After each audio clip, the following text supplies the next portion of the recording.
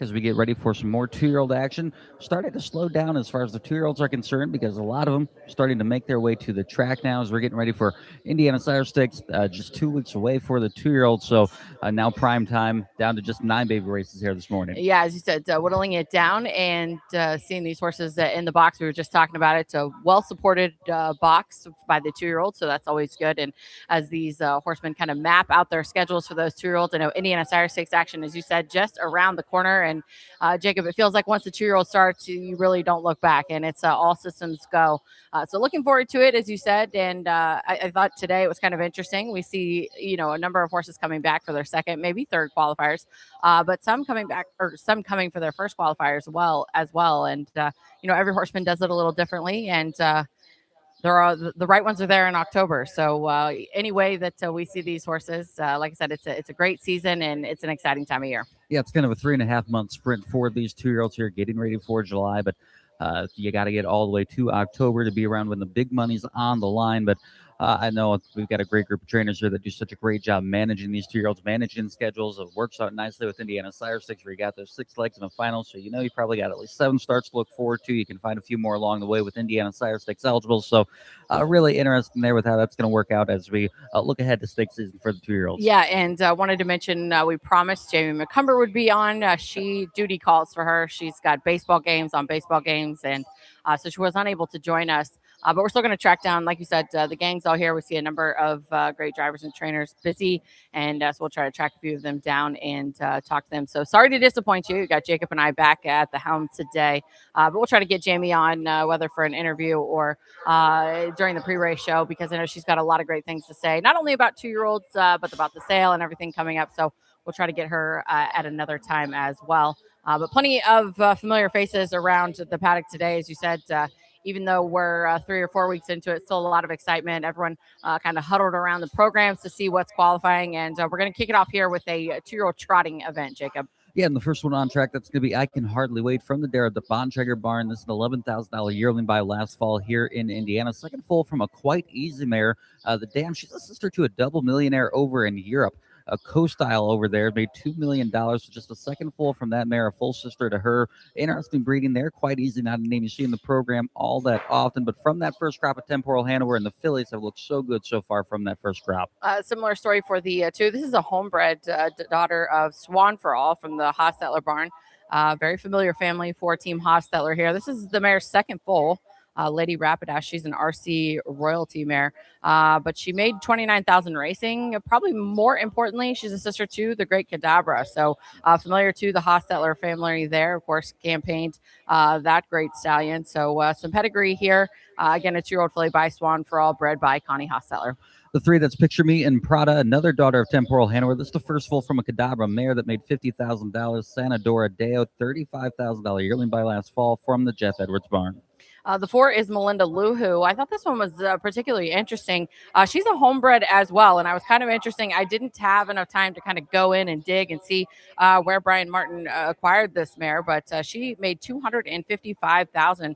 She's a Don't You Forget It, and so this is her first foal. This is a Swan for All filly, but Brian Martin bred this filly and owns with McCumber Racing. So a homebred daughter of Swan for All out of a great mare that made $255,000. The 5-7 accounts from the Irv Miller barn. This one, a daughter of Swan for All. First foal from a Muscle Mass mare. The Dam, she's a sister to the likes of Masher Hall that made nearly $700,000, as well as Madman Hall that made over $400,000. This one has a qualifier under its belt already. Second last week in 202 and 4. Home in 29 flat. $26,000 yearling buy for Team Irv Miller last year. Here they come. Interesting because the 6 is a Temporal Hanover filly out of a similar family. $30,000. They are off. Team Houston.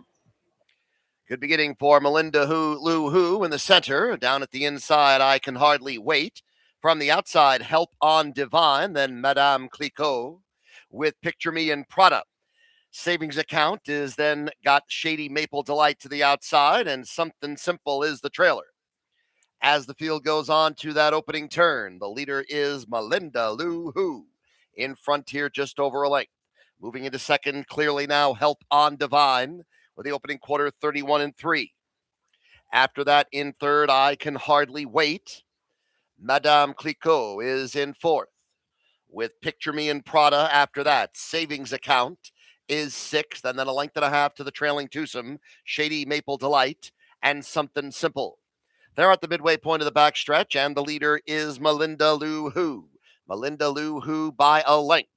Help on Divine is next in second, then I Can Hardly Wait with Madame Clicquot. Half mile, 1:03 and 2. So they're making their way onto the second turn. Melinda Lou Who has been in front from the get-go, still has it, just over a length to Help on Divine with 2.5 back to I Can Hardly Wait. Madame Clicquot fourth, and then fifth is Picture Me in Prada as they start to move to the top of the stretch.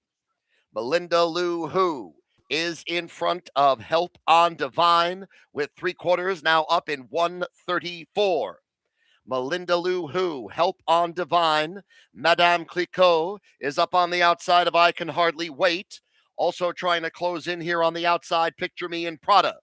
Still Melinda Lou Who, and there's a lot of horses closing in now. Madame Clicquot down to the inside of that is coming on. Here comes Savings Account late, and on the far outside, Picture Me in Prada. A wild finish to start the morning, and it goes to Savings Account over Madame Clicquot with Shady Maple Delight, and it's a photo for fourth. Very close for fourth in there with Melinda Lou Who and Picture Me in Prada, 2:03 and 2. And that was a cavalry charge to the wire there, but it was Savings Account splitting horses late, looking good in the second qualifier from the Irv Miller barn, 2:03 and 2, home in 29 and 2. We did take a lot of rain both last night and this morning, so you do see the track pretty wet out there, but the 2-year-old trotters navigated it pretty well. They all started to swarm in, though, on Melinda Lou Who cut the mile here, but it was Savings Account doing the best work at the end. Yeah, and exactly what you want to see from a group of young trotters, kind of a cavalry charge there to the wire, as Michael Chamberlain mentioned, and a nice group. Like a number of these making their first qualifiers, all but the 5 and the 8, but all look like seasoned professionals already out there. So the other one, Picture Me in Prada, nice effort there, but that's a young filly by Temporal Hanover. We talked about a $35,000 yearling purchase. So a nice group of young trotters set to go postward. Absolutely, and we're going to stay on the trot for the third qualifiers. We'll work our way through this field a little bit quicker here so we can be a little more timely here for the third, but we're going to come back on the trot, Emily, and here we've got a Bluebird Rhea who's actually going to kick this thing off. This one, a daughter of Rebuff, that first crop of the Kentucky Futurity Champion, a $45,000 purchase last fall here in Indiana from the Tom Simmons barn. Daryl Miller bred this one, of course, with Bluebird Meadows. This one, the first foal, the dam sister to Broadway Bruiser, who made over $250,000, as well as Upstage, who made over $180,000. So a first foal Cantab Hall mare, sired by Rebuff. A lot to like here for that $45,000 purchase. Another Rebuff filly in the 2 spot for trainer Kenny Collier. This is a $15,000 yearling purchase bred by Lloyd Whitmer. She's a Rebuff filly out of a Broad Strokes mare. The mare made 46,000 racing. This is the second foal, the likes of Johnny Broad, who we saw racing last year or this year as well. But a 2-year-old filly by Rebuff, again, a $15,000 yearling purchase. Just watch the 3 leave the paddock. I like this one a lot. A Daughter of Help is on the way for Team Wren. This one was a private purchase along the way somewhere, but Daughter of Help is on the way. First foal from a mare that we got to watch here at Hoosier Park a long time, RJZ First Lady. She raced in the Missy Essig barn, made over $137,000. A really good 2-year-old that took a mark of 155 and 3. So this is her first foal here with Pete Wren in the bike. I was looking forward to watching the 4. Haven't seen her yet, but that's Ponda Magic from the Rick Plano barn. Here's another 2-year-old filly by Help is on the way. Again, out of a Cadabra mare. This one we talked about familiar families. Team Plano, very familiar with this family. This is the dam of Flagman, who made $815,000.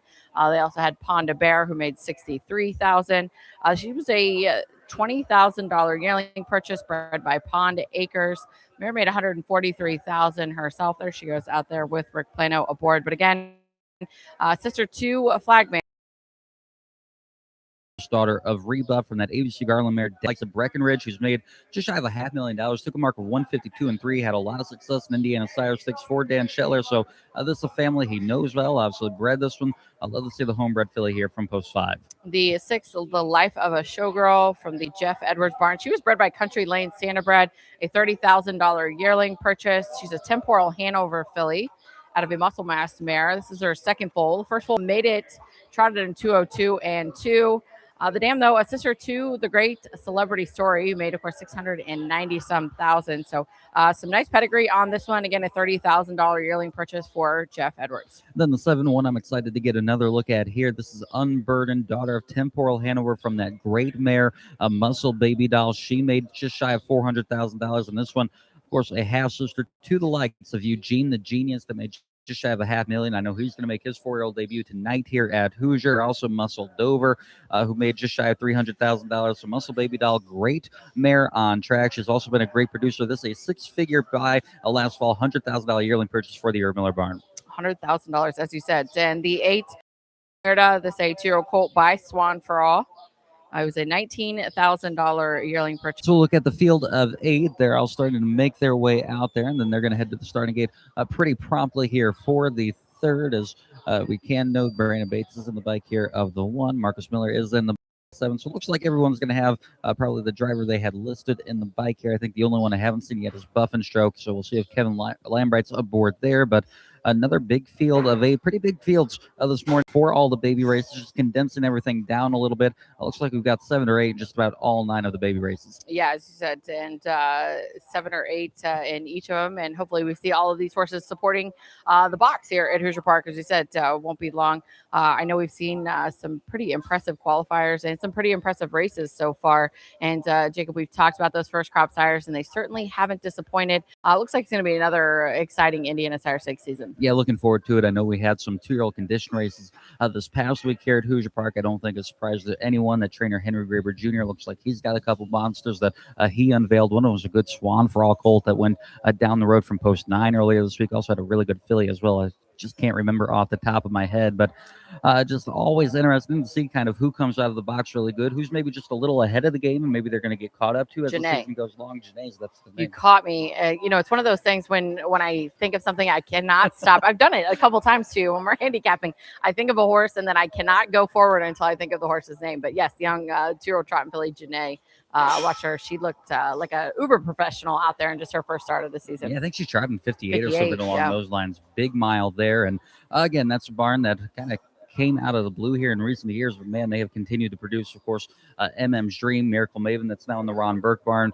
Just no shortage of good trotters from that Graber barn. Yeah, as you said, and they've had a lot of success on the trotting side of things, but on the pacing side as well. I know, I was watching the 3-year-old pacing colts last year, and we've talked so much about those pacing colts. It's hard to believe just this time last year we were talking about a number of those. Of course, this time last year nobody had even heard of Odds On Mr. Mamba and the likes of Swiss Lights and stuff. And I know we were sitting. Not in this exact same spot. We were up at the grandstand, but nevertheless talking about those horses. So, it's just incredible to me that, they all start the same way.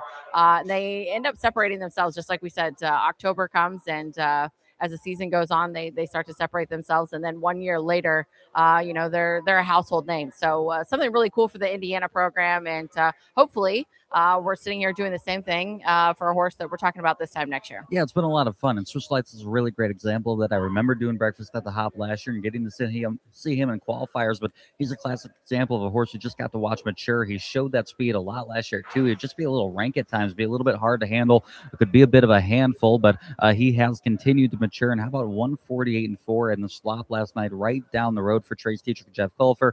I know, obviously, a little bit of a bummer. He spoiled the homecoming of Odds On Mr. Mamba. I don't think that's anything taken away from Mr. Mamba last night. I think it was just a testament to how great Swiss Lights is, and he looks like one of the major players this year. Yeah, agreed. And had a chance to talk to trainer Jeff Qualifiers. He obviously very happy.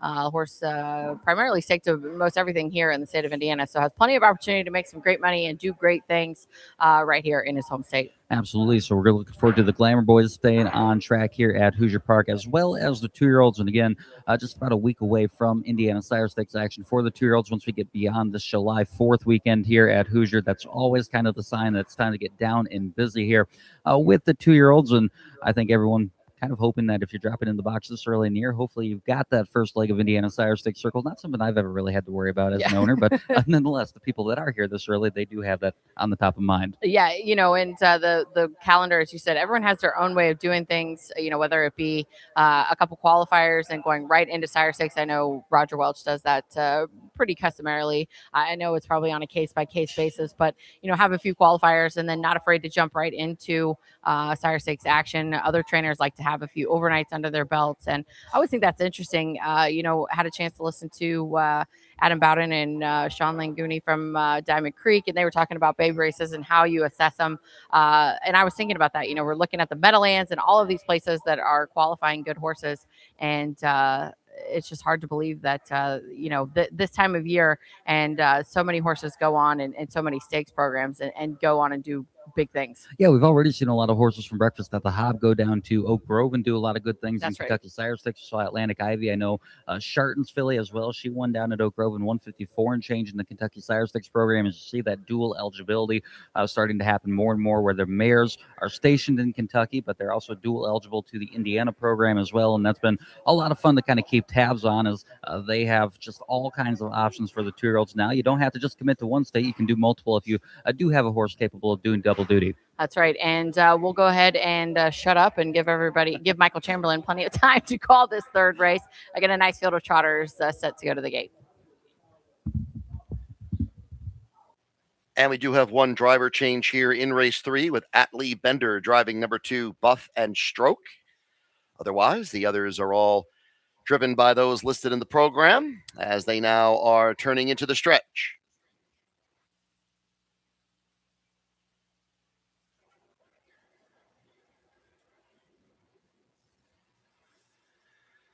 Here they come.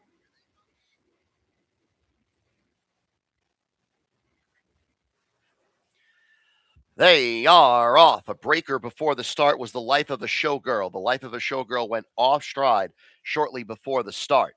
Moving up in the center is Prazana, and Prazana leads Help This Lady early with Unburdened outside that third. Then comes Buff and Stroke with Swan Florida. Next is Bluebird Rhea, and then Ponda Magic. And still off stride at the back end is the Life of a Showgirl. As they move around the turn, moving off to a fairly substantial lead is Prazana with that opening quarter up in 30 seconds. Prazana's in front by 6. Next in second is Unburdened, and then it's 2.5 further to Help This Lady. Buff and Stroke is fourth, followed by Swan Florida, and then it's another 6 off to Bluebird Rhea. On the outside, Ponda Magic, and still way back to the Life of the Showgirl, who is back trotting, but well back of the rest. They're coming to the half, and they go by there in 1:01, the 31-second second quarter, and the field making their way onto the turn. It is Prazana and has been Prazana all the way. Next is Unburdened. Help This Lady is third. And then a length and a half to Buff and Stroke holding fourth as they're midway around the turn. After that, Swan Florida. And then 2 more back to Ponda Magic. Field coming to the top of the stretch. Prazana is the leader. Unburdened, and then Help This Lady. 3/4 time, 1:31-1. 30-1 for the third quarter. Still Prazana. Unburdened, angles to the outside now second. Help This Lady, and a good distance back to the rest with Swan Florida now taking fourth. Prazana and Unburdened. Here comes Unburdened with a late close. Unburdened now is up to take the lead, and it will be Unburdened to win this qualifier. Prazana, followed by Help This Lady and Swan Florida in 1:58-3. Holman 27-2.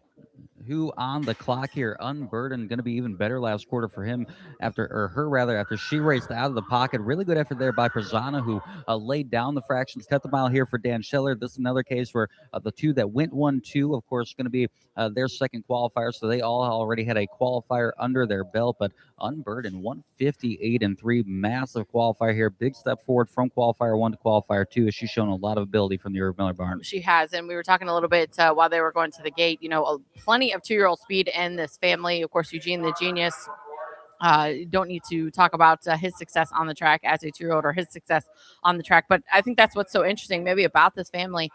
They just seem, maybe a step ahead of their competition very early in the game. I know we've had a few out of this family and very similar stories. So, that's something that, always factors in as far as you're talking to the 2-year-olds.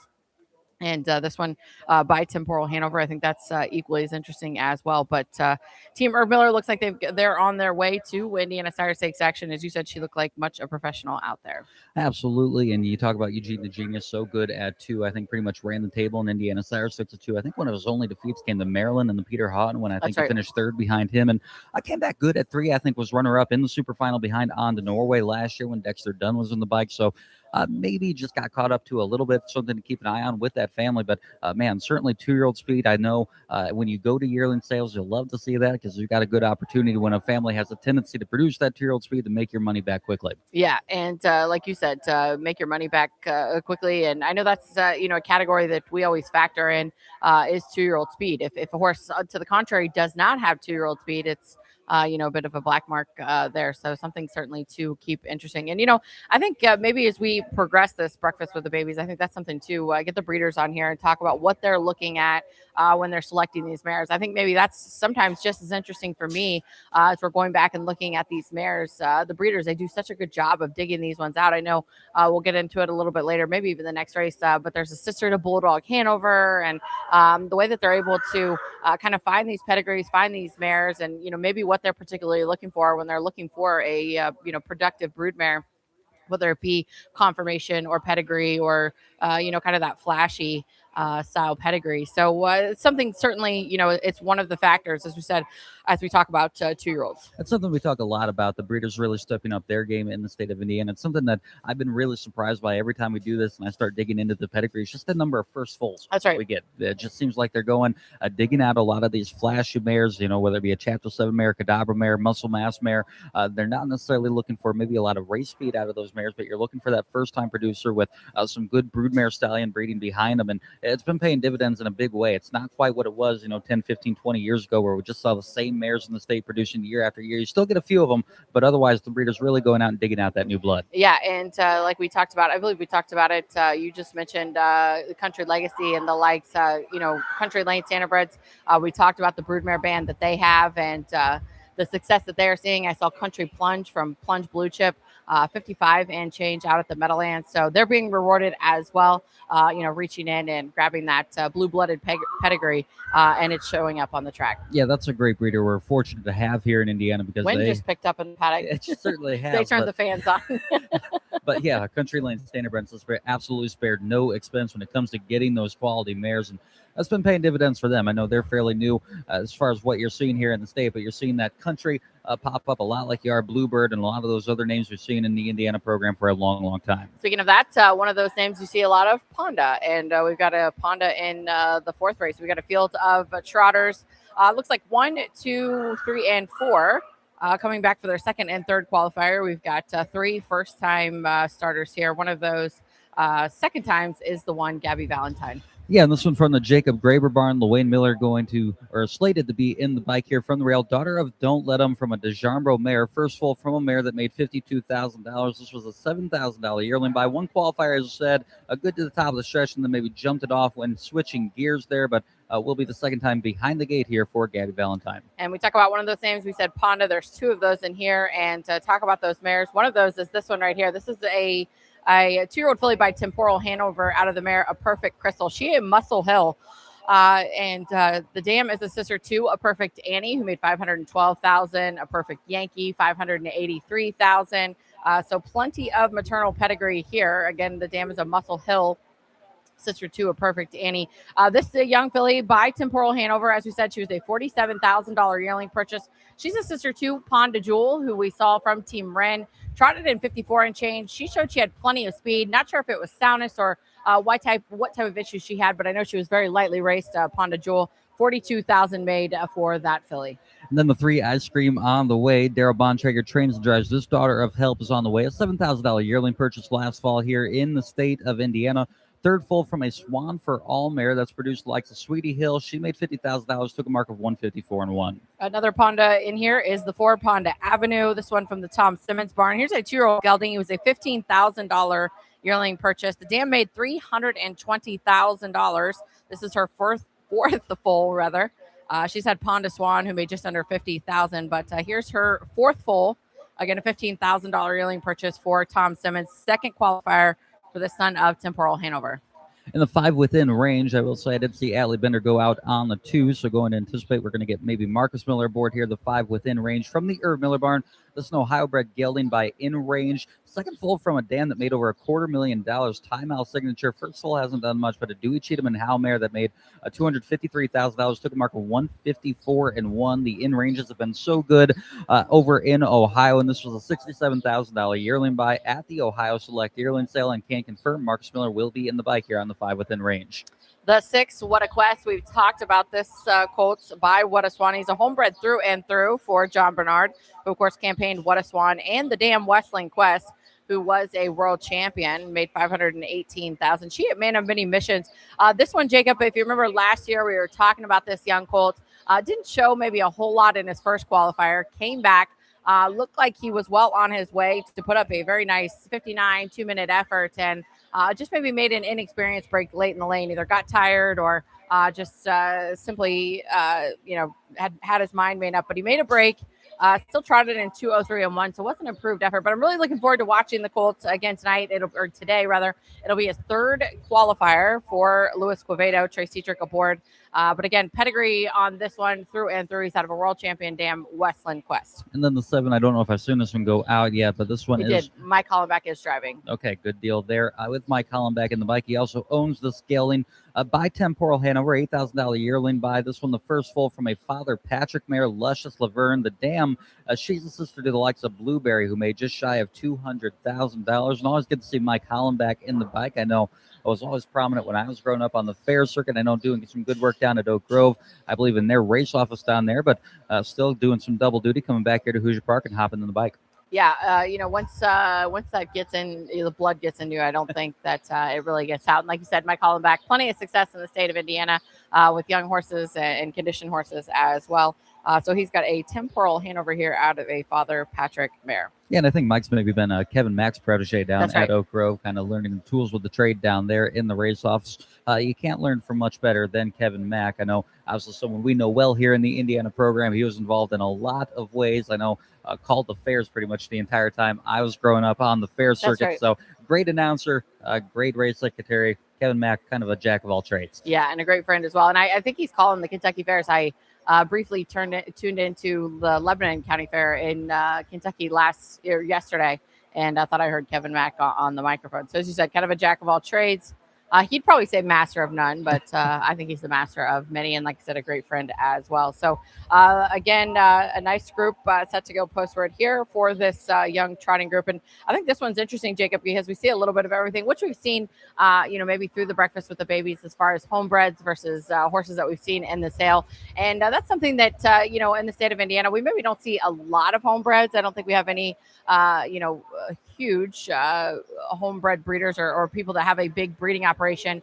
John Bernard is obviously one of them. But we got a lot of commercial breeders and a lot of good ones at that. Yeah, that's another thing that's kind of changed over the years. We've had some more of those big breeding farms really kind of take hold, bring in those flashy new mares. The homebred numbers probably certainly have gone down a little bit, but I always kind of root for them, the homebreds, just because I know how much work goes into that, and probably for the connections, always a little bit more special when you don't just own them, but you also have the breeding behind them as well. Yeah, exactly. As you said, it is a little more special, and there's a few in here that, like I said, I think have some good stories. We see the connections campaign, the mares and stuff, and as you said, that's always got to make it a little more sweet.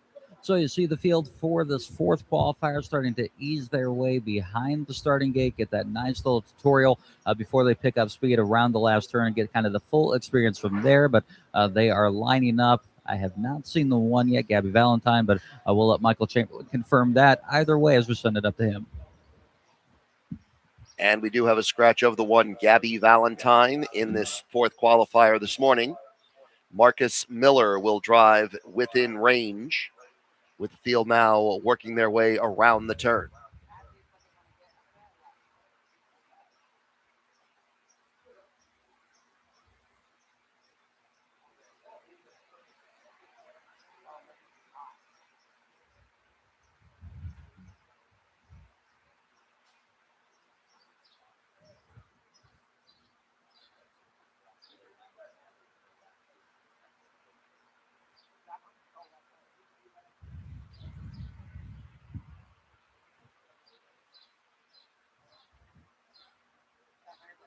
Trotters are now in the stretch.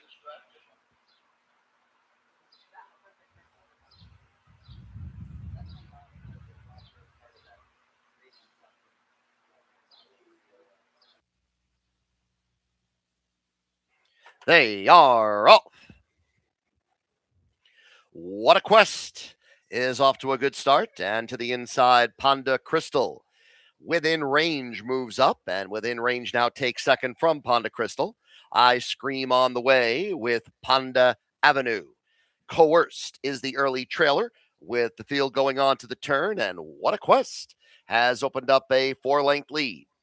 Next in second is Within Range, as they put up a quarter of 30-3. After what Within Range is Ponda Crystal, about 3 lengths behind that one. And then another 2 back to I Scream on the way. Ponda Avenue and Coerced trails a very spread out field as they work their way up the back stretch. It's What a Quest in Frontier that leads still 2.5.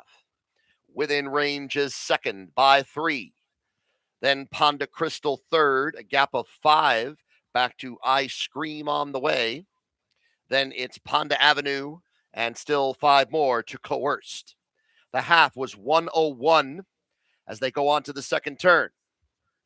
What a Quest in front, but that lead is down to a length. Within Range is next second, and then comes Ponda Crystal. Now 7 back to I Scream on the way as the field is coming to the top of the stretch. Leading is What a Quest. What a Quest through 3 quarters in 131-2, a third quarter of 30-2. Within Range, now to the outside goes Ponda Crystal with I Scream on the way as they come to the final eighth of a mile. What a Quest in front. Within Range is down on the pylon second, and then Ponda Crystal third. It's What a Quest, and What a Quest will lead every step of the way this morning. What a Quest ends up winning by 3. Second, it was Within Range, I believe, holding off Ponda Crystal, then Ponda Avenue in 159.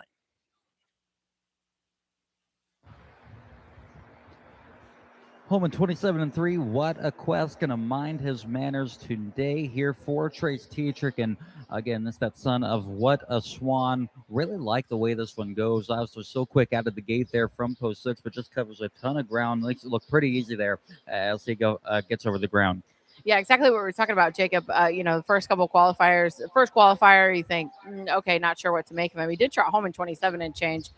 Second one looked like just kind of maybe a speed break or an inexperienced break. But he was all business. And, that's exactly what we talk about as we talk about these 2-year-olds. Sometimes it takes horses one start. They get right to it. They drop right in the box. Sometimes it takes 2-3 starts to really kind of figure it out. And that's what we have there with What a Quest. Can be a little bit of a slow learner, but I can sometimes be a slow learner. So I can relate there. And like I said, a nice effort there. And he's got the pedigree behind him. So looking forward to watching this one, hopefully in Indiana Sire Stakes action. Herb Miller Training is going to be second and third in that qualifier. It was on the inside Within Range, that Ohio bred son of In Range. He got home nice. The same thing with the 2, Ponda Crystal. Maybe a little hesitant there getting to the gate, but Allie Bender, very patient in the bike, just kind of guiding her around there, then trotted home very, very nicely for her first qualifier. Yeah, we were talking about it. I said, is this what maybe hasn't seen the gate, maybe a little scared of the gate, but Atlee Bender knew exactly what he was doing, a well-timed effort there. And that just goes to show you again that these drivers do such a great job with these young horses and kind of tailoring their game to what each horse needs. And that's exactly what we saw there with Ponda Crystal. I think we were talking about it in the first qualifier. Ron Burke had a horse in that's super speedy, just maybe a little crazy behind the gates. And old habits die hard. So it's important that these horses, get a good foundation underneath them and get some good habits to start with. And we're going to switch gears to the pace now here for this 5th qualifier. And we just watched the one leave the paddock here. That's Odds On Pristine. This is from the second crop, but first full crop of course, the fastest standardbred of all time, Bulldog Hanover, a well-bred one here from the Wren Barn. Odds On Racing homebred here. This is going to be the 5th full from Odds On Palm Beach. She's already produced the likes of Odds On Aces Full, who made $100,000, took a mark of 151-4. And anytime you see the name Bulldog Hanover in the program, you get pretty excited. And this one looked very, very good leaving her stall. I was looking forward to seeing the 2. I haven't seen her yet, but that's Ponda Light from the Roger Welch Barn. This one, a young filly by J.K. Indivenera. She was a $125,000 yearling purchase. First foal was Avanti, who made $274,000. The dam herself, a Some Beach Somewhere, made $316,000. And there she is. Okay, so John DeLong board didn't want to go at length and talk about her, which is something we've done before, and she has been scratched. But Pond of Light, again, a $125,000 yearling purchase for Team Welch, a 2-year-old filly by J.K. Indivenera. The three Tell Me First. This one, a very good-looking daughter, chestnut daughter of Tell It Like It Is, from a Ponder mare, 5th foal from Anna D. She's already produced the likes of Tell It, Russ Tell It, who made just shy of 100,000, took a mark of 152 and 3. Also, this one, a full sister to Tell It Candy, who was a winner earlier in the week in 153 flat here at Hoosier Park. Just a $4,000 yearling buy, but that doesn't mean much coming from the Aaron Stutzman barn. So good with the bargain babies. I'll look for this one to be good first time out of the gate. Yeah, exactly. Color, price does not seem to matter for Aaron Stutzman. The 4 is Sugar and Sweet, a Down by the Seaside filly from the Irv Miller barn. 2-year-old filly that was a $19,000 yearling purchase. She was bred by Billy Walters and Joe McLeod, Sugar Valley Farms. The dam is a near 100% producer. She's had a number of foals. This is a sister to Bye Felicia, who made $500,000. So she's got some pedigree behind her. Again, the dam, a Cam Luck dam, a 2-year-old filly by Down by the Seaside, who's had one qualifier, paced home in 27 and 2 here at Hoosier Park on the 17th. And she'll start from post 4 here. The 5 Morganitis. This one, a daughter of Some Stars Somewhere, Illinois bred here. A $38,000 buy last fall at the Illinois sale. From the Irv Miller barn, 6 full from a Yankee Cruiser mare. That makes this one a half sister to the or full sister rather to Fox Valley Jasper, who's made just shy of $200,000. Took a mark of 151 and 1. One we've watched here at Hoosier Park for a long time. Irv Miller trains this one. Second qualifier, first qualifier 6, with home in 26 and 4 going into a 1 and 3. The 6 Boston over Hanover from the Brittany Dillon barn, a 2-year-old filly by Poppy Rob Hanover.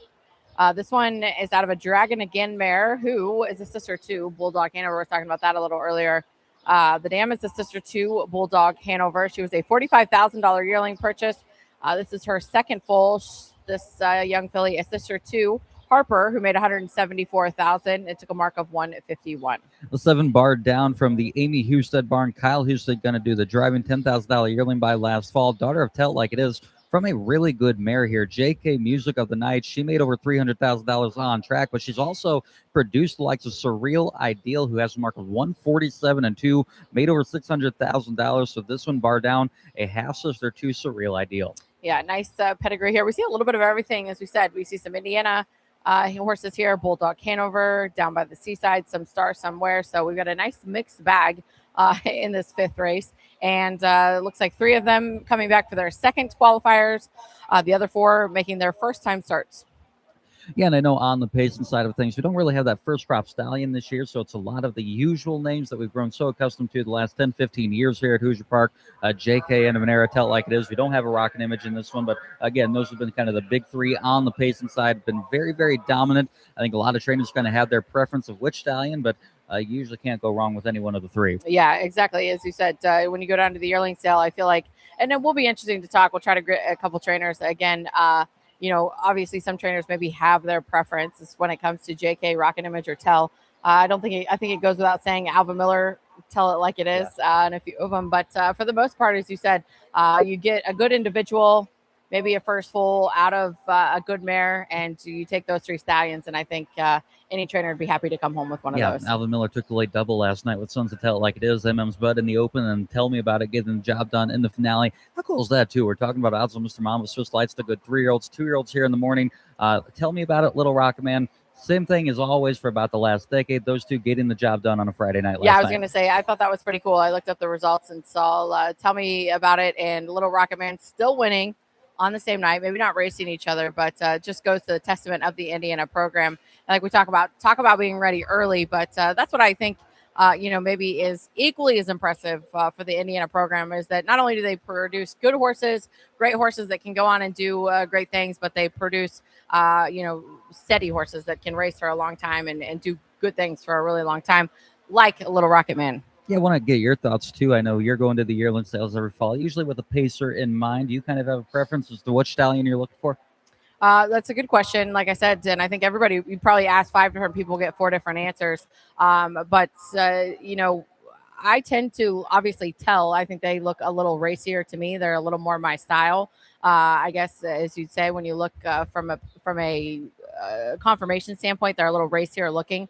The Rockin' Images can sometimes be a little heavy. I know, just from personal experience, I've had quite a few Rockin' Images, and my dad says they like their biscuits, they like to eat. Maybe don't like to race as much. So, but a JK end of an era, obviously, I'm maybe a little more partial to a JK Philly than a JK Colt.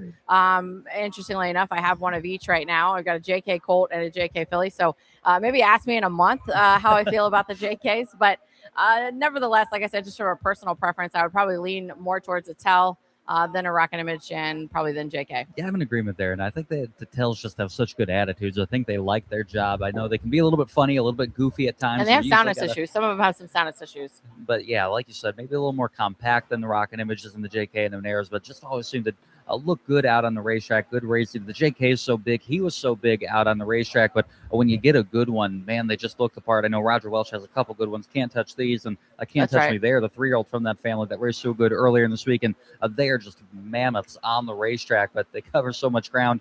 Sometimes I think a little too big for their own good, but man, when you get a good one, you get a really good one. I think that's interesting too. I've seen quite a few Poppy Rob Hanovers, and interestingly enough here, and they're pretty compact, stocky built horses. So I always think that's interesting, sire.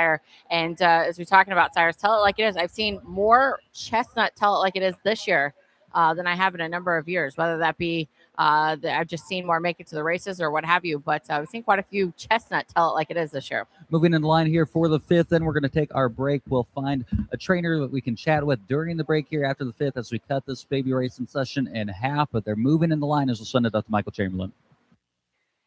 And just one driver change to report here. Number 5, Morgan It Is, the driver Marcus Miller. Horses are now in the stretch, and here they come.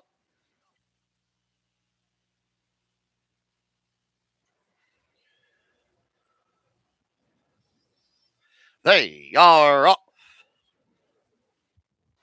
Sugar and Sweet starts well in the center. Morgan It Is to the inside. Ponda Light to the outside. Bossa Nova Hanover.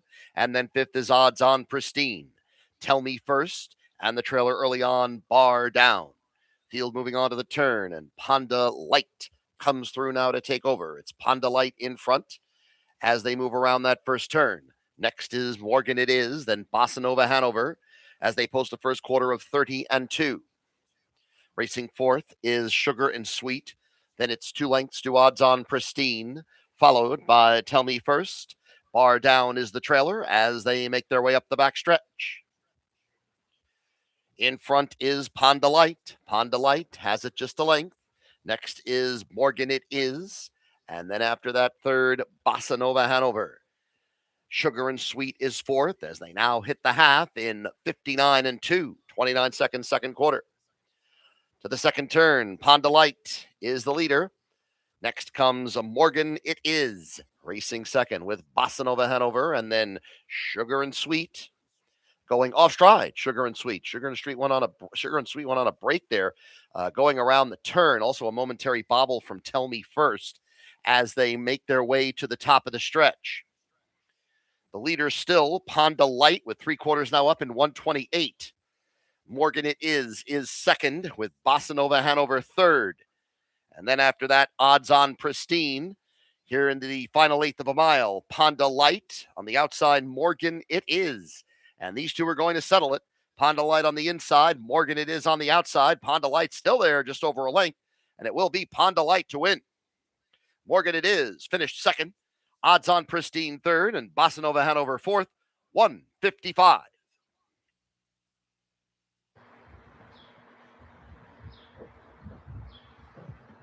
And a very flashy qualifier here by the 2 Ponda Light. Still looks a little green out there, maybe a little bit in the steering department, but makes me a little terrified what's going to happen when she does get straight out there, because 155 flat on the right line a little bit, but as soon as she got challenged at the top of the stretch, she responded. Speed certainly not a concern here. Yeah, as you said, we're just talking to trainer driver Ricky McCumber, and he said that can sometimes be speed when they're in like that, running in like that, but yeah, certainly a flashy effort there. Have to love what you saw from that young filly. And as you said, second foal from the dam. She was a $125,000 yearling purchase, which right now looks to be not a bad price for a filly. It's also just amazing too. I think you and I keep texting back and forth every time we see these 2-year-old paces. It feels like they're all qualifying in 55 Yeah. right now.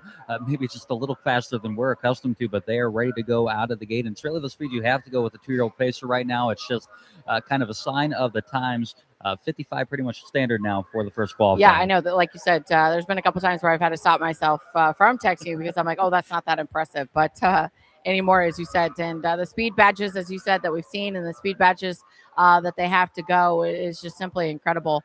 And again, a testament to what this breed has accomplished and where they've come and where they've been. So hats off to them, and as we said, hats off to Team Pond Acres, because they reached in, grabbed this mare, and looks like she is paying dividends here for them on the breeding side of things. Time for the break here at Harris Hoosier Park. Emily and I, we're going to be on the hunt, find a horseman back here that we can bring back to our makeshift studio back in the paddock. So we'll be back here momentarily, hopefully with the horseman staying by.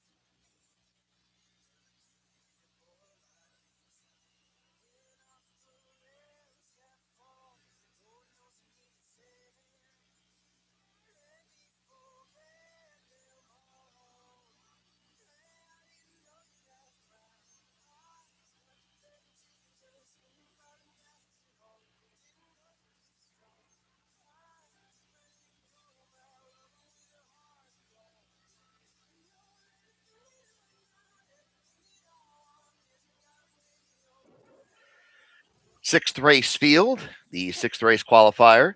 There are no changes in the program, and they're now turning into the stretch.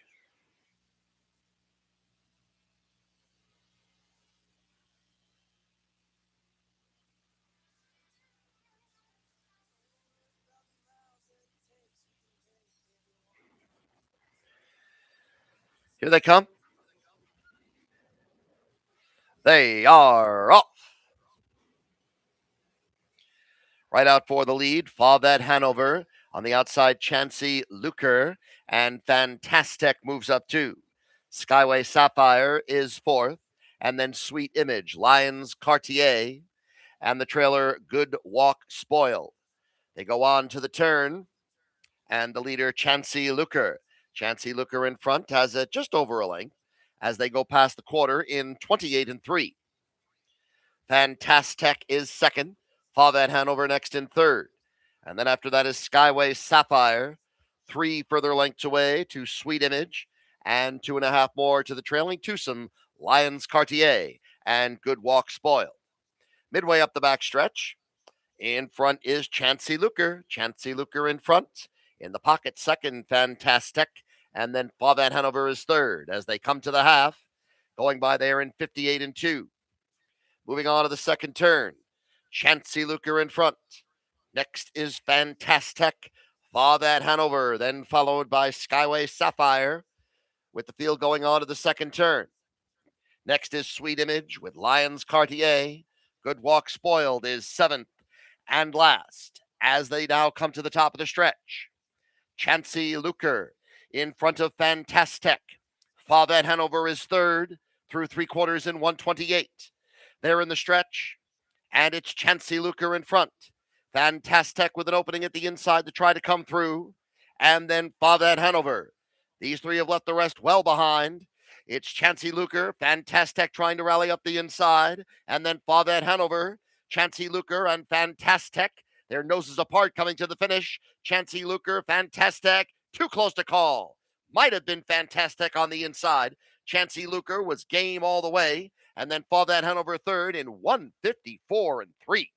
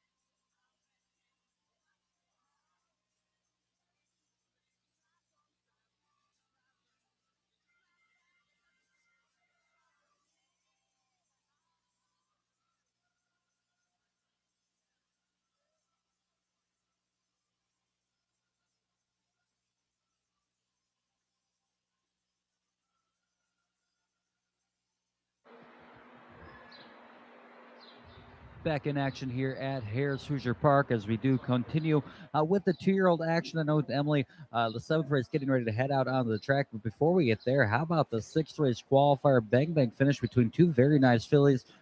Fantastic from the Irv Miller barn and Chancey Luker, a 154-3 home and 26-3 on the clock. Yeah, very, very nice effort there. As you said, Fantastic, a $37,000 yearling purchase for Team Miller, and the Chancey Luker, a 2-year-old filly by Best in Show, a $5,000 yearling purchase. So we see a little bit of everything there, but as you said, looked like they were going for money. Nice effort there, and nice competitive fillies there for those two connections. We're going to switch over to the trot. Jacob, we've got a nice field of 8 set to go post right in. Did want to mention we were able to track down a trainer. He just happened to be in the last race, so he's by the name of Roger Welch. And as we talk about babies, nobody greater to talk to in the state of Indiana. So he's going to be joining us. Had to take his horse back to the barn, and he's going to sit down and answer a few questions for us. But we're going to get ready here for the 7th race.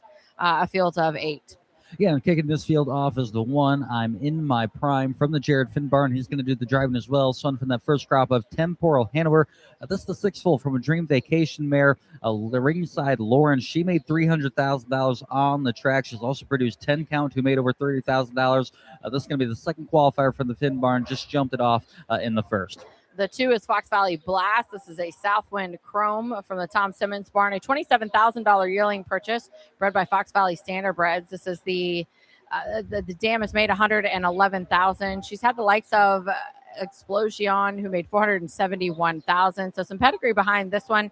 Again, a $27,000 yearling Southwind Chrome gelding. The 3 Bluebird Tempor, another son of Temporal Hanover from the Ross Leonard barn. This one owned by breeder Daryl Miller, 5th in the first qualifier, home in 29-3, a 203-2, $11,000 yearling by last fall. This is the 3rd foal from a Yankee Glide mare, Sassy Linny.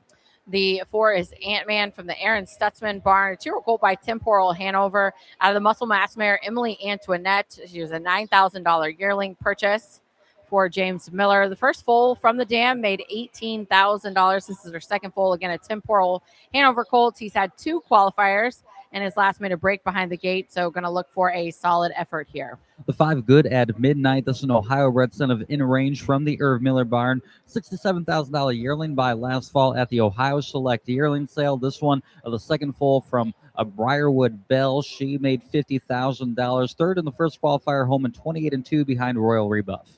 The 6, No Mate Volo. Here's a 2-year-old colt by Captain Cordy out of the Winsong Legacies mare, No I'm Not.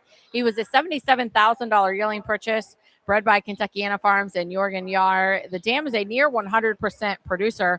This is her 11th foal, and all but 2 have made it to the races.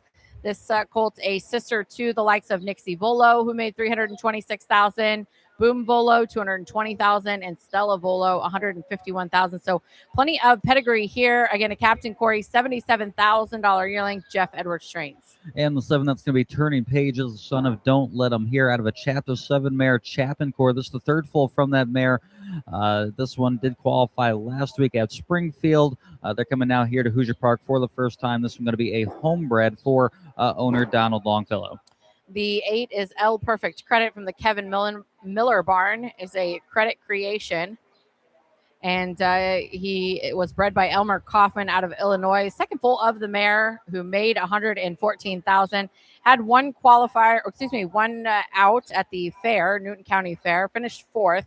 Going to make his first Hoosier Park out here with Brandon Bates aboard. And I think this is going to be the last trotting affair of the morning before we switch it to the pace for the final 3 qualifiers on the program. But again, that Temporal Hanover name, a name we're seeing an awful lot in the program. I know very, very popular at the yearling sale. And so far, looks like returning dividends to those who backed him for this first crop. Yeah, as you said, always good to see his name repeated on the program, like you said, with the support that he got at the yearling sales or from the breeding program as well. And will be interesting to see. I know, like I said, we'll talk to Roger Welch and the likes, but how these horses train down. A lot of times some some stallions can have horses that maybe don't train good, they race good, or some surprise some yearlings. It seems like I heard overall great things about them and how they train down, but it's always interesting, how those horses train down. And but it's good to see that he has been well represented this far, this early in the program. Yeah, no, I talked to trainer Doug Rideout a little bit last weekend. I know he said he's got a few temporals that he really likes. He's also got a rebuff that he likes. So he was a pretty big believer in both of the first crop stallions. And then all the while, you still got the old standby Swan for All. I don't think he's going anywhere. I think he's still going to hold his own. Help is on the way. A lot of those names that we've gotten so accustomed to seeing in the Indiana program for better than a decade now. Yeah, as you said. And Doug Rideout had a really nice, I believe it was Help Us on the Way colt, Flying Fozzie, 58 and change the other day. So, yeah, just as we talk about temporal, Hanover, and rebuff, you got to talk about those helps. And like you said, Swan for All not going anywhere as well. It looks like a well-balanced group of trotters here. I bet the connections are probably wishing I would shut up about that, so they all mind their manners. But as we talked about, Jacob, the gates, the track crew doing such a great job of preparing for these young horses. Yeah, it looks like maybe no 3 Bluebird Tempor, but we've got 7 of them on the gate as we'll send things up to Michael. And with that scratch of number 3 Bluebird Tempor, there is also 1 driver change. Number 8L Perfect Credit will be driven by Kyle Wilfong. Field is now approaching the top of the stretch.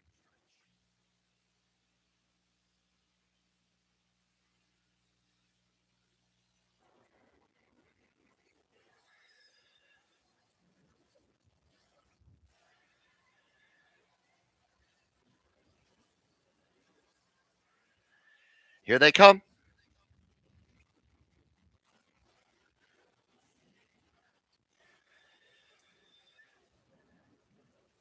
They are off.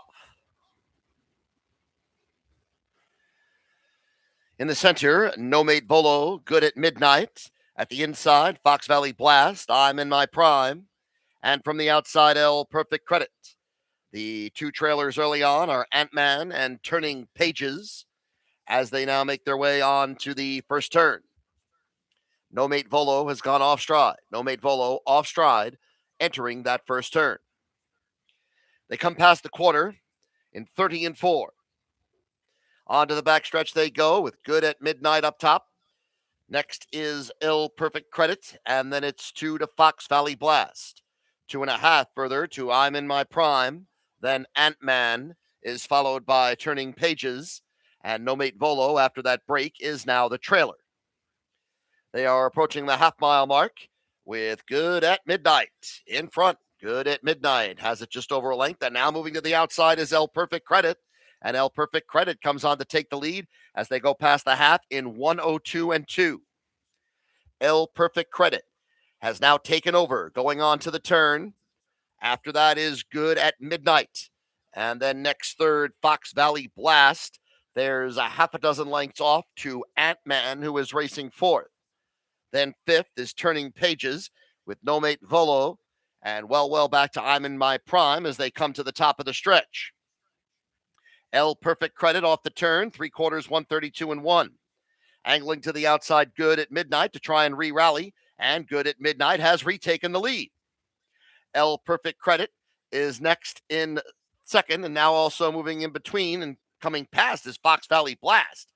Fox Valley Blast and Good at Midnight. It's still Good at Midnight, narrowly in front, but Fox Valley Blast rallying well up the inside. Fox Valley Blast, Good at Midnight. Whoa, that was tight. They hit the line together. Third was Turning Pages, and then Ant-Man in 2 minutes and 4 fifths.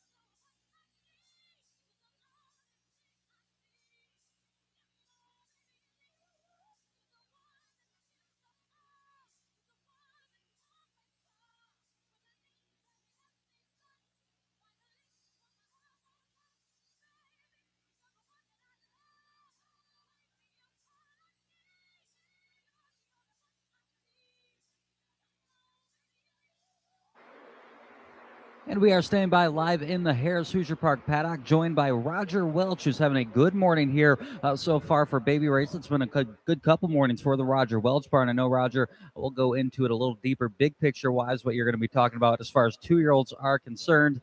As, yeah, we got to get him wiped down a little bit. This has been a busy morning here for Roger Welch, taking horses to and from the paddock. Hard at work as Roger Welch, but Roger, let's talk about the filly we saw in the 5th. Pond of Light, 155 on the front end. You're no stranger to good pace in fillies. Looks like you might have another good one here. What can you tell us about this daughter of J.K. and Manera? I'll tell you what, Bo and Pat DeLong, we bought her at the Indiana sale. Paid quite a bit of money for her, but they saw Rocco bidding on her and they said, well, we got to have her. We liked her, we had her picked, but they wanted to make sure they brought her home. So, and we've been happy with her. Bo and Pat broke her, trained her down quite a ways, and they always had high hopes for her if we can keep her content and keep her under control. And I got her, and she's a high-speed horse. She's just got to work on her manners and stuff. She's by far, she is not stupid. Yep. She's just wicked fast. And to kind of talk about that, kind of honing in their manners a little bit. I know we talk about the Roger Welch barn all these years. You guys bring your 2-year-olds along so well. You guys are so incredibly patient with them. You never really kind of burn them up early in the year. So when you have a horse like that where you know they have the speed, you just need to wrangle them in mentally a little bit. What's that process look like for you as you're kind of training them down? Well, you kind of hit the nail on the head. That's basically how we do it. I usually qualify them 2 times and race them Sire Stakes eligible, and if they're, like this filly's a little bit special. I trained her, sub 2 minutes before I ever qualified her. And I even turned her out for 2 weeks after that. So she's not going to qualify 2 times. Her schedule was in my barn. If everything went well today, which it did, she's just going to qualify that 1 time and she'll probably go right into Sire Stakes. Gotcha. And I know you kind of talk about having high hopes coming into the year. I think this is the season of hope here where you get 2-year-olds to the track. You guys are so good with the young horses, but talk about just this time of year in general in the Roger Welch barn as you're gearing up these 2-year-olds. You don't totally know what you have until you get them out here, but probably the most optimistic time of year, I would say, for any trainer on the backside. Oh, yeah. Now it's time to produce. Everybody's had their hopes, and now's the time. A lot of people are going to get their hearts broken, and their feelings crushed, but it's that time. My 2-year-olds right now are a little bit behind schedule, what I like to be on. Basically I went to Canada fishing a couple of weeks ago. So I took a week off there, and then we sailed for 2 months all winter. So, I'm kind of enjoying life a little bit, but that's okay. It's a long season. And as you see, they're coming out swinging. Absolutely. And I know you talk about you went to the sale and bought this one, Pond of Light, but you and the DeLongs have also been doing a lot of good work with a lot of homebreds here of late. Of course, Can't Touch These. She's continued to produce Can't Touch This. The mare rather's produced Can't Touch These. And how special has that been, especially when you train the mare like Can't Touch This? She is an American national champion. You've also had mares like Always About Katie, things along those lines. How special is it for you and now when you have a homebred where you also train the mare as well? Yeah, it's a good feeling. Can't Touch This was such a nice mare when I raced her at 2 and 3 here, and she won several Sire Stakes. And now to see her produce and see her babies have her manners, that she was a class act, and it's nice to see how they all resemble her. And I've got a 2-year-old that I'm training now from her, and he's really special also. He'd be a full brother to Can't Touch These. And we've all seen Can't Touch These. She won here the other night in 49. So he's a nice, big, strong colt. I've got high hopes for him. I'm taking my time with him. He's a big colt, needs time to develop, needs time to mature. But when it's time, you're going to hear him. And that seemed to be kind of the theme with that family. They all look so big out on the racetrack. Yeah. They look the part. You're obviously with J.K. and Nera. I don't remember Can't Touch This on track. Was she a big mare too, or is this maybe the J.K. and Nera coming through on this? No, she was a big mare. She was a big, strong mare, and had a lot of aches and pain at 2, came back at 3 and was mature, but she raced fabulous at 2 and 3, and her foals have all been big. Can't Touch Me there. I don't know if you've seen him race. Here he's 3. He's a very large horse, and the 2-year-old now is a big colt now. So, and Can't Touch These is a big, strong filly. So all her babies have really been stout, and a lot of that is the JK thing. So, but the mother was big. And then the DeLongs, they've done a great job finding some brood mares as well. I think of the mare Nightcap. She produced Tilatini. Sabarak, you guys had him as well. So you guys have found these connections, these bloodlines that you seem to do a lot of good work with, and they just kind of keep producing. And you guys also oftentimes go back to the same stallions too. So do you guys, when you find something that works, you guys just want to keep going back to it? Yeah, that's Pat DeLong's. That's his homework. He does his homework. He stays up late at night studying pedigrees. He finds these mares. He goes out of state. He looks for them and he finds these mares. Nightcap is one of them. And there's been a few other ones, but it's really nice to train the homebreds because you wouldn't have them if you wouldn't have bred that mare to that stallion, and you raise them, and that's why and it shows. They keep the numbers low. They've been small breeder of the year several times, and that was a goal of ours, and we did it. And now we just keep doing it. It's fun. And then we'll get you one more here before we get out. I know, obviously, you and John DeLong have a great partnership out here. What's the conversations like when he's hopping in the bike for the first time? What's kind of the instructions when he gets here in the morning? I really don't have to give him instructions because he knows how we do it. I did today. I did tell him with this filly because she's a little bit special, the Pond of Light. I told him, I said, don't be ducking her off, racing her from behind, getting in trouble in a 32-second quarter. Let her pace out of the gate, let her settle. And, if you go in 54, it doesn't surprise me. If you go in 57 or 58, I'll be much happier. So there you go. If you hear the word special come out of Roger Welch's mouth, we know we got a good one here in Pond of Light as the field for the 8th behind the gate. We'll send it with Michael. Roger, thank you for your time. Anytime, Jake. And they are off. Dame Francis at the inside, also Name the Moment. And then Rockin' the Turns comes on to be third. Haystacks Calhoun on the outside. Skyway Maraca, then RB's Premier Souvenir with Don't Let the Old Man In, trailing the field early on. So they're going on to the turn, and Dame Francis has the advantage. It's Dame Francis by a length. Next comes Name the Moment as they pass the quarter in 30-2. Racing third, Rockin' the Turns. And then after that is Skyway Maraca, a gap of 4 back to RB's Premier Souvenir. Don't Let the Old Man In, 6th. 7th and last is Haystacks Calhoun. They continue up the backstretch with Dame Francis in front. And right there, Name the Moment, giving pressure to that leader. 2 lengths back to Rockin' the Turns third as they hit the half in 59-4, 29-2 for the second quarter. They're moving to the second turn. Dame Francis in front. Name the Moment is second, followed by Rockin' the Turns, and then Skyway Maraca. A dozen lengths off to the rest, with Haystacks Calhoun now taking 5th from RB's Premier Souvenir and Don't Let the Old Man In. Coming to the top of the stretch with Dame Francis in front. Dame Francis is now through 3 quarters in 129-1. Name the Moment is racing second, with Rockin' the Turns and Skyway Maraca. Coming to the final 8th, and Dame Francis has opened up that lead. It's now out to 4. Name the Moment with Rockin' the Turns and Skyway Maraca, but Dame Francis is going to win here by a nice margin, going to win by about 9.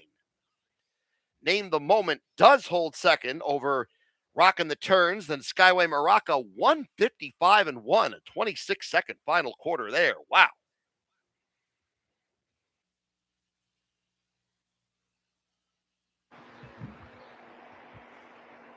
And Dame Francis, an absolute crush job here in the morning on the front end, home in 26 flat at the end of it. And Natalie Bender, a statue in the bike. This daughter from that first crop of Pebble Beach from the Irv Miller barn. The second dam on this one, American Jewel, made over $1.8 million. The Dam Patch Award winner.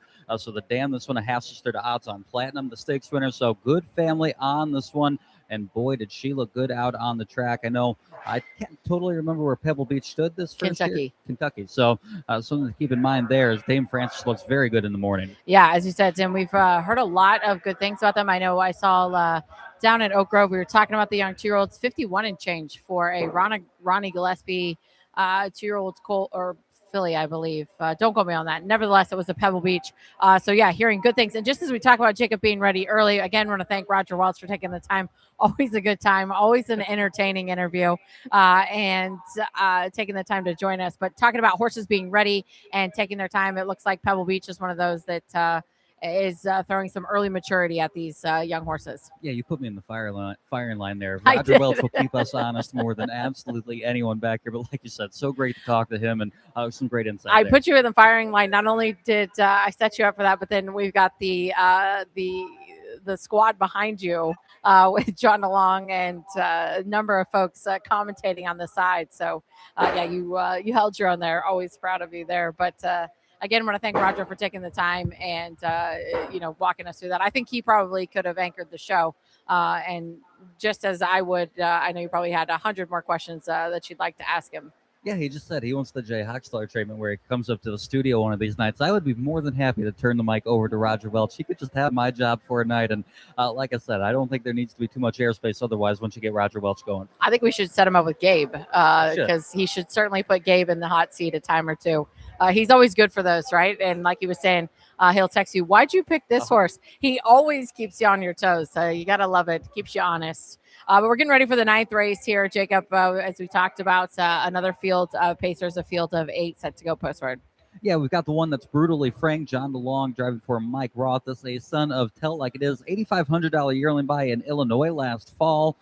This one, the third full from a sports writer mare that made $167,000 and took a mark of 151 flat, win the gold. So third full from her, runner-up at qualifier at Springfield in 159-2. The 2 is Odds on Hoaxer. I was looking forward to watching this colt because he's got some pedigree behind him. He's a homebred son of Bulldog Hanover out of the mare Odds on Hollywood. But the dam is out of the world champion Western Graduate. So that makes her a sister to the likes of I'm Some Graduate, made $952,000, summa cum laude, $551,000. This is her third full, again, a third colt by Bulldog Hanover, homebred 4-team written. And then the 3, it's What a Tell. This one, a Victory Hill Farm homebred. They have to hang on to this one. Ricky McCumber Jr. does the training. We know this family so well. This one, a son of Tell Like It Is, out of that Arts Place mare, Cosmic Gray. She's produced 3 6-figure earners, including Uncompromising Z-Tam, who made just shy of $600,000. Grace Rocks, that made just shy of $600,000. So 10th full from a mare that has produced well here in the Hoosier State. The 4 is Gulf War from the Tom Simmons barn. Here's a 2-year-old colt by Gulf Shores, of course, Minnesota bred.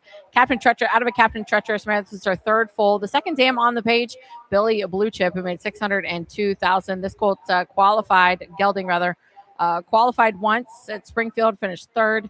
Took a mark or paced in 2 minutes and 4/5 last quarter in 29.3. So it's first out here for Team Tom Simmons at Hoosier Park.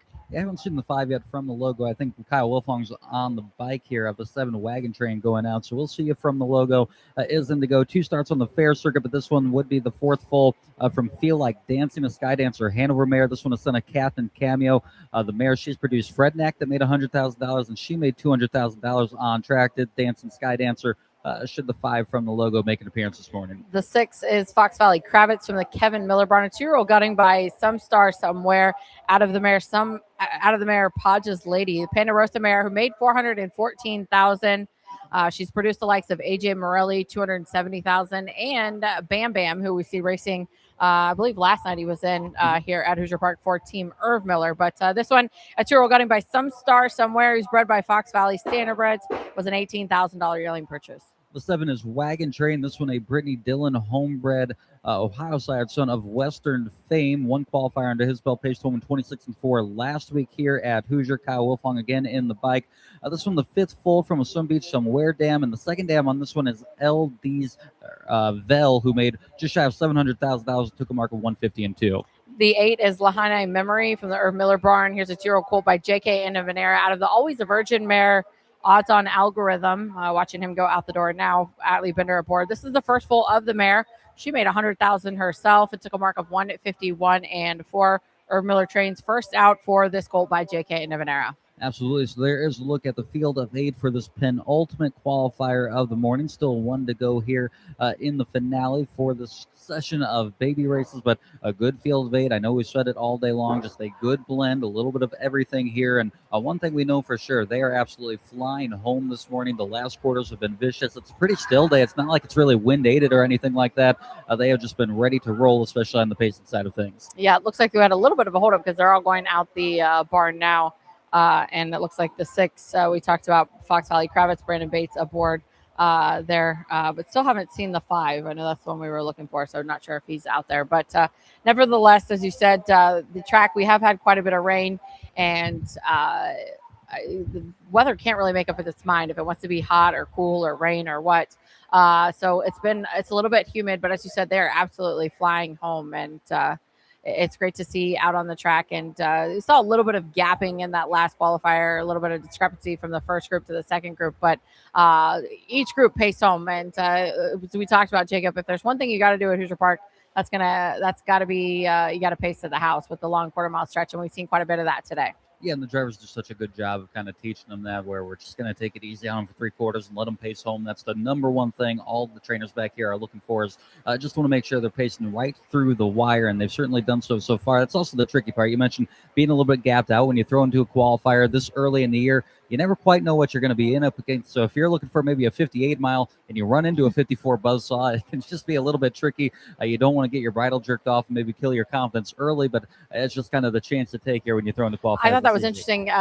With the Roger Welch fillies, he was talking so much about the filly that went so well early, and then the second one maybe wasn't quite to the degree, but when she stepped away from her stablemate, she can be a very nice filly in her own regard. And you talk about maybe dampening her spirits a little bit, training with the other filly, but she gets in a group away from that filly, and kind of trying to reprogram her, he said, and reprogram her brain and keep her confidence up. So there's a lot that goes into bringing these young horses along. Yeah, you still have a lot of time to kind of find your level. I know you all hope you have the Sire Stakes horse right from the get-go, but if you're not quite ready there, we race for good money in the non-winners 1, the Indiana Sire Stakes eligible type races. So if you're not ready to go with the very best right away, you've got plenty of opportunities to kind of find your level and hopefully work your way towards that, but otherwise still make some money back at age 2. Yeah, and I thought it was interesting. We had a chance to talk to John DeLong after that qualifier, and he said he hasn't felt speed like that since Buzzsaw Russ. And I thought that was interesting.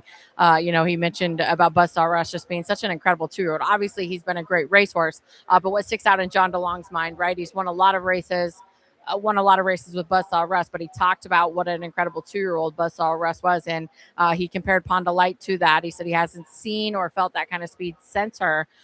He had a filly of his own that he thought was good, but then he sat behind Ponda Light and I guess was humbled there, but just speaks to kind of the depth. And I think that speaks, these drivers have the opportunity to kind of feel that at first asking.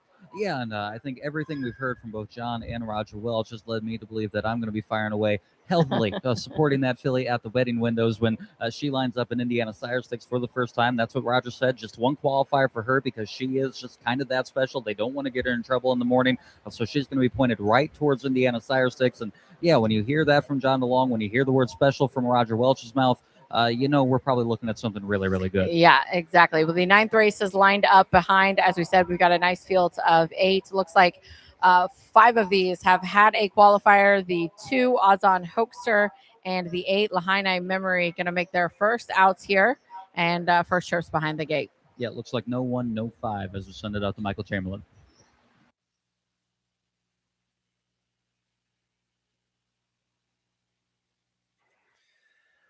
There are 2 scratches here. Number 1, Brutally Frank. Number 5, From the Logo are both out. And 1 driver change. Number 4, Gulf War.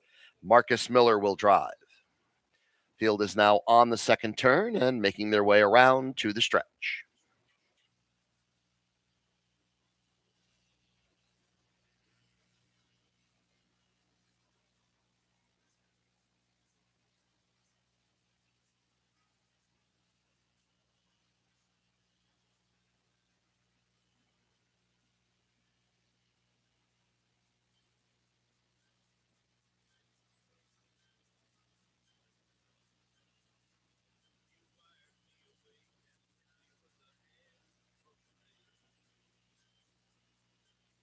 Here they come.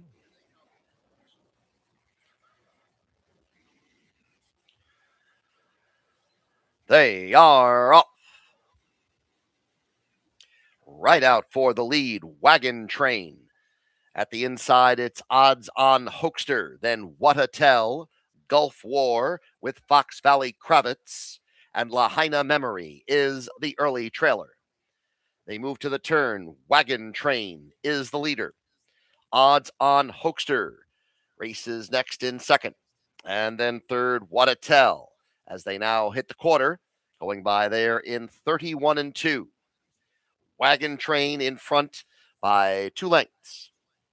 Next is Odds On Hoaxer, and then What a Tell is third. A further 2 off to Gulf War with Fox Valley Kravitz, and Lahaina Memory is sixth and last.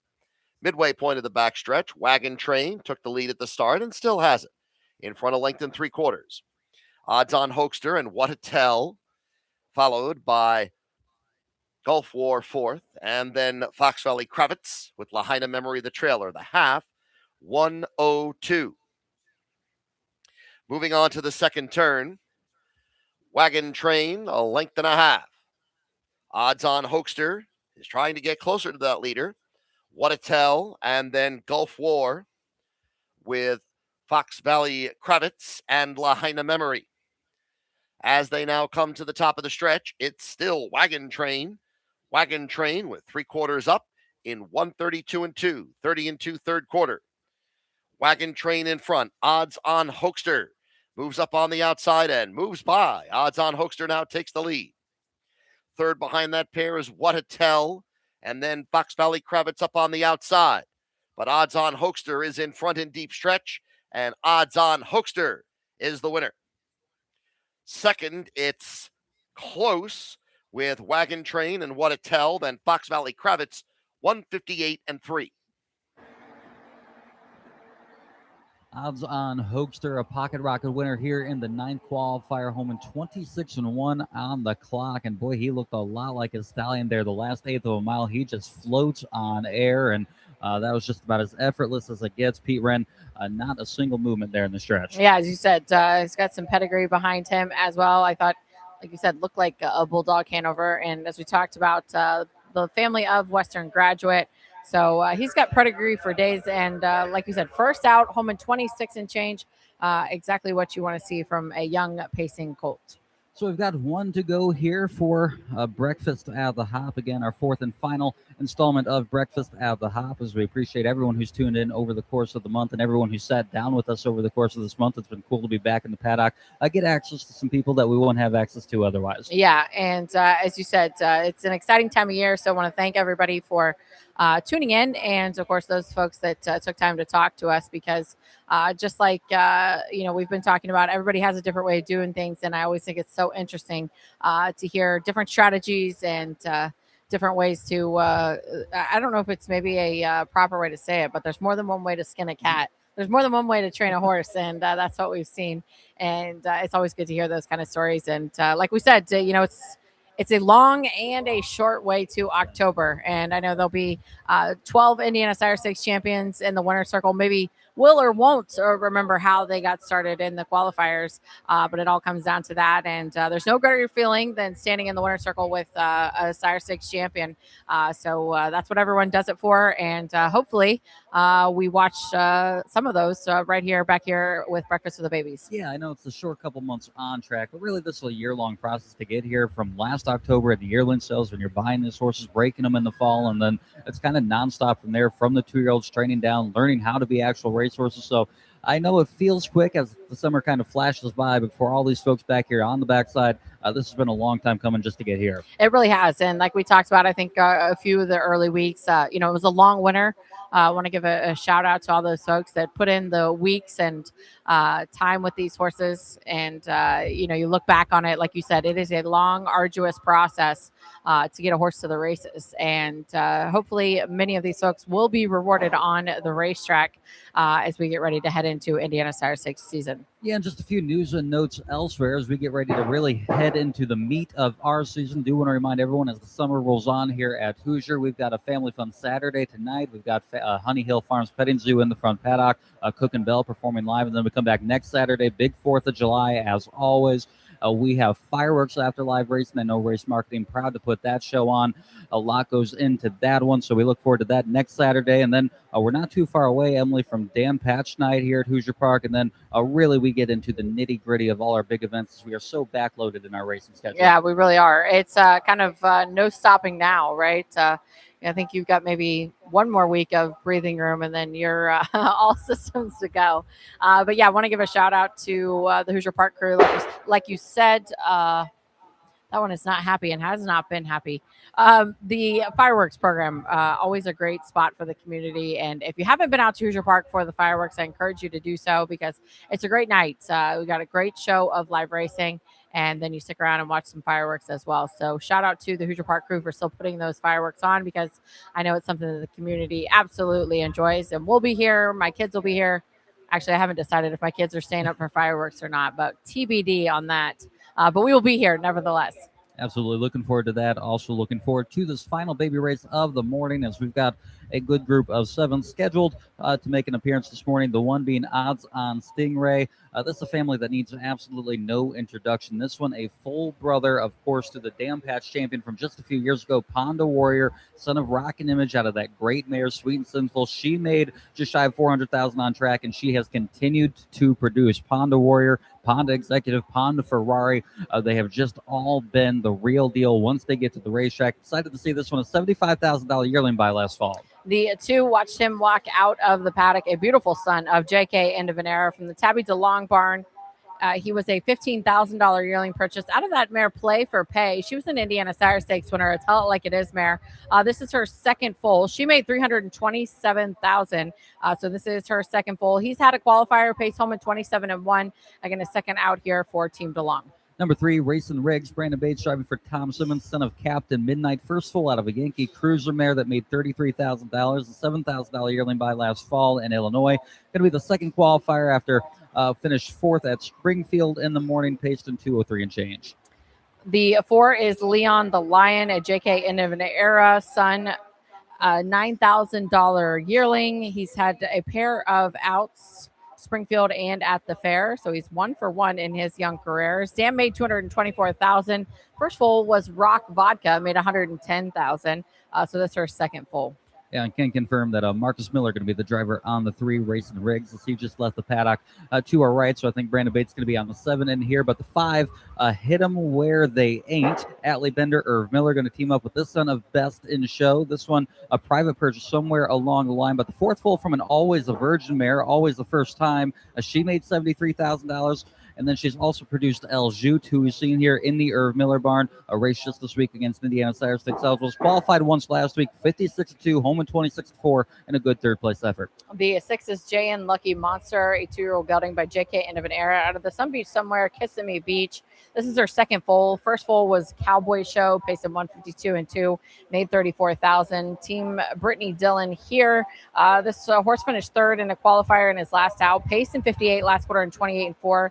He was a $67,000 yearling purchase, bred by Nathan Miller, a 2-year-old colt by J.K. Indivenera. Then the 7th, Float Show, son of Best in Show, from out of an Art Major mare, Float On By. This is the 7th foal from that mare. She made $94,000 and took a mark of 153-2. She's also produced the likes of Always Floating, who made $60,000 out here on the racetrack, just a $2,000 yearling by last fall. At a sale, I don't totally know off the top of my head. What's that? The sale here on the 7. Oh, $2,000. That's a great mix sale. Okay. Hold on, it'll come to me. But I do want to give a shout out to Joe Baldacchino, young up-and-coming owner, getting in the game, of course, following in the footsteps of his dad, who has had all kinds of success. I think, what do we call him? The mayor of Indiana, yeah. Mr. Frank Baldacchino, mayor of Hoosier Park, nevertheless. But he will confirm for us it's a mix sale, Midwest Standardbred mix sale. Maybe it was part of the mix sale. That could be. I think we still had that last year. Yeah. Well, I think there was an edition of the yearling sale, the ones that didn't make the first part of the yearling sale, and then they offered some in the mix sale portion as well. So could be making that up, or we could go with it. Nevertheless, $2,000 yearling purchase. Confident people will buy it. That's right. So again, we're going to wrap up the baby race in action here with this 10th race field. I know Michael Chamberlain, we want to also give him a special thanks for being here bright and early in the morning. Big undertaking for him, as he's got 14 more to call tonight at the end of the day. Also, thank you to our AV crew. Yes. Obviously a big undertaking for them to get us set up back here on the backside as we tried it out for the first year. And I think all things considered, a successful first year back here on the paddock. It was. We lacked in the breakfast department, but we can talk to our friend Tony Renz. I think we got donuts one out of the 4 years, or 1 out of the 4 days. But we can talk to our friend Tony Rance. But yes, it's great to be back here. It's a little more accessible to the horsemen, as we talked about, and I like it because we can see the horses up close and personal. I like to see these horses in the flesh, which I want to mention. Odds on Stingray. You talk about a family that does not need introduction. Sweet and Sinful, she must stamp them because a horse looked like Ponda Warrior walking out the door.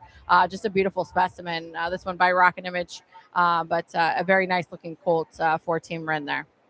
Absolutely. So we'll go ahead and conclude things here from the Hoosier Park backside. Thanks to Emily Gaskin for being here bright and early each and every one of these mornings. And again, we'll send it out to Michael Chamberlain. He'll take it from here on out, and then we're back in action tonight. 14 race program, 5:30 purse post as we get ready to conclude a week of racing at Harris Hoosier Park.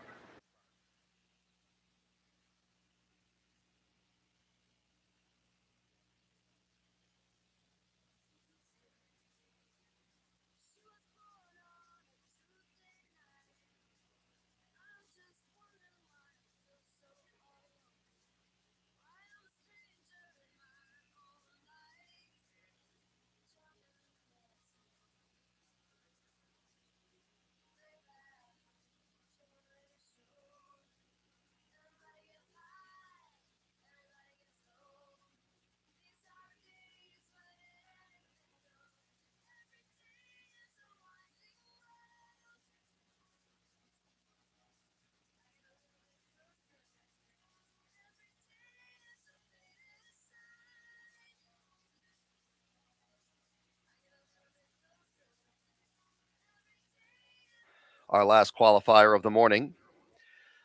2 driver changes. Racing Riggs will have Marcus Miller, and Float Show will have Kaiwan Waldron.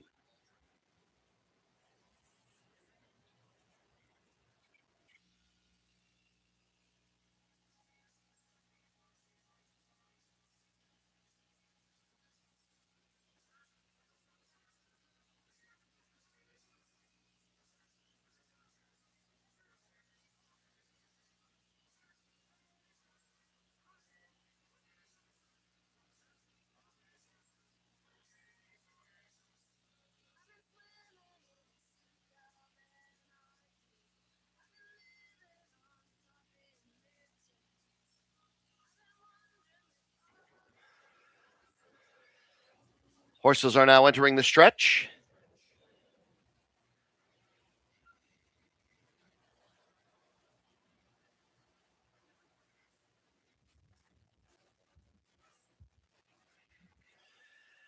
Here they come.